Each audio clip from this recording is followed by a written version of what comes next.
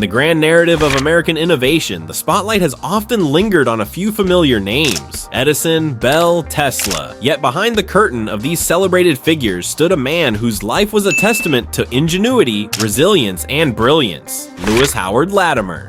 Born into the shadows of slavery and raised amidst the turbulence of post-Civil War America, Latimer forged a path not only as a gifted inventor, but also as a visionary whose work underpinned some of the greatest technological advancements of the 19th century. Latimer's story is not merely one of personal triumph, it's a mirror to the broader struggles and triumphs of Black Americans during a time when racial inequality was the law of the land. From refining electric light bulb technology to playing a critical role in the creation of the telephone, Latimer's fingerprints are on inventions that define the modern world, and yet he remains one of history's most overlooked figures. Latimer's early life. Lewis H. Latimer was born on September 4th, 1848 in Chelsea, Massachusetts. He was the youngest of 4 children born to George and Rebecca Latimer, both of whom were formerly enslaved individuals who had fled captivity in Virginia. George Latimer became a symbol in the abolitionist movement when he was almost captured and returned to slavery, a fate he narrowly avoided thanks to intervention by prominent abolitionists like Frederick Douglass and William Lloyd Garrison. Despite this public victory, the Latimer family lived under the looming threat of being torn apart. That fear was realized after the infamous 1857 Dred Scott decision, which effectively nullified the protections for escaped slaves even in free states. To protect his family, George Latimer disappeared from their lives, leaving Rebecca to care for the children. Young Lewis, just 10 years old at the time, saw his education cut short due to financial strain. His mother, forced to make agonizing decisions, sent Lewis and his brothers to a state school that emphasized agricultural labor over academics. But adversity, rather than breaking Latimer, seemed to mold him, a determined path to self-education. At 16, determined to escape poverty and perhaps fueled by a desire to prove himself, Latimer lied about his age and enlisted in the Union Navy during the Civil War. He served honorably aboard the USS Massasoit and was discharged in 1865. Returning to Boston, Latimer began working as an office assistant at a patent law firm. It was here that his passion for engineering and design began to blossom. Fascinated by the technical drawings created by the firm's draftsman, Latimer taught himself mechanical drawing by studying textbooks and practicing at night. His self-education paid off. Impressed by his talent, his employers promoted him to draftsman, increasing his salary from $3 to $20 per week.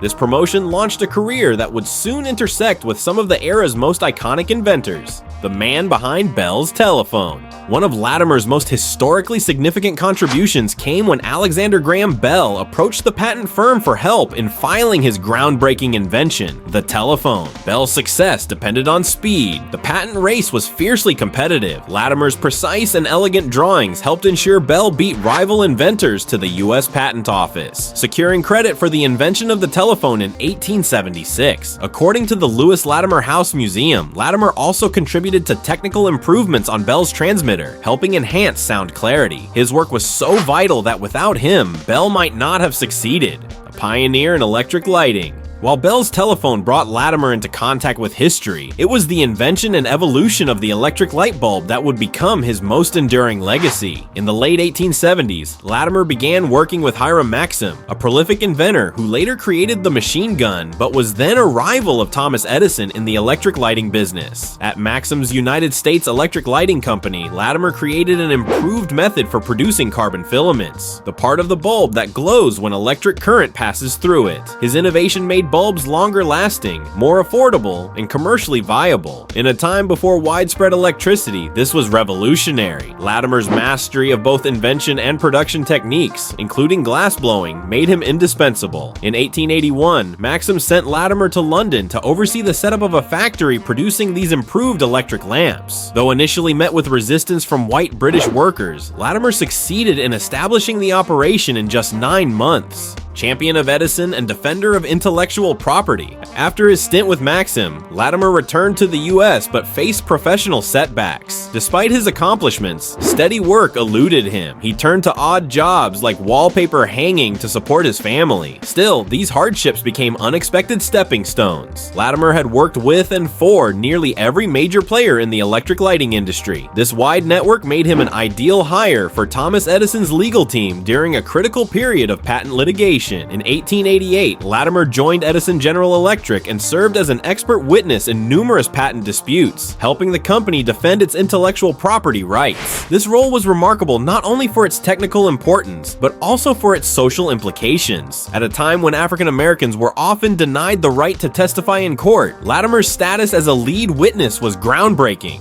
In addition, at Edison's request, Latimer authored Incandescent Electric Lighting, a practical description of the Edison system, published in 1890. It was one of the earliest technical manuals on electric lighting, and it further solidified his place as a thought leader in the field. A true Renaissance man, Latimer's talents were not confined to engineering. He was also a poet, musician, and public intellectual. He played the flute, wrote essays exploring the intersection of art and science, and even taught himself French, which came in handy when he supervised Francophone workers in Montreal. His elegant mechanical drawings, some of which appeared in his 1890 textbook, blurred the line between engineering and artistry. He turned technical drafting into a kind of visual poetry. Unlike some contemporaries who kept to themselves, Latimer used his platform to mentor others. He helped young inventors bring their ideas to life and worked to preserve the legacies of the inventors he had collaborated with. In this, he was not only a creator but a curator of innovation, a complicated relationship with race and society. Latimer's success was extraordinary given the racial climate of 19th century America, but that very success made him in some ways an outsider to the broader black community. As historian Rayon Fouché noted in his book Black Inventors in the Age of Segregation,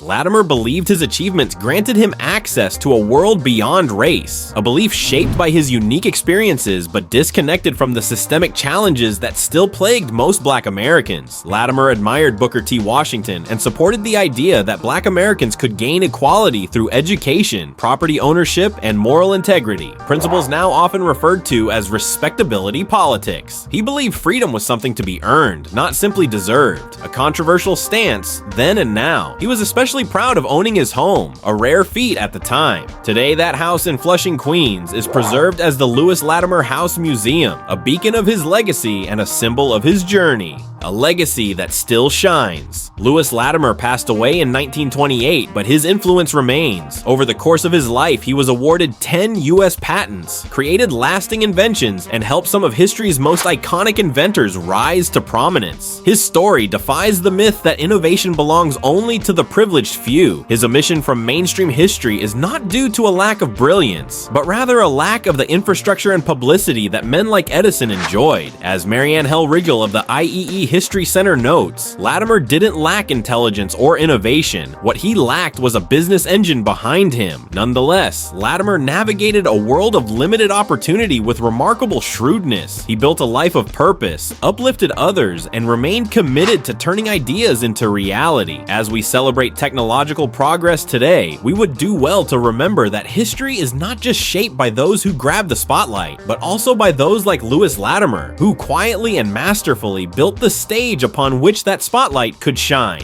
Thanks for watching. If you found Lewis Latimer's story as inspiring as we did, smash that like and hit subscribe. Until next time, stay curious, stay inspired, and remember, behind every bright idea is someone who dared to dream in the dark.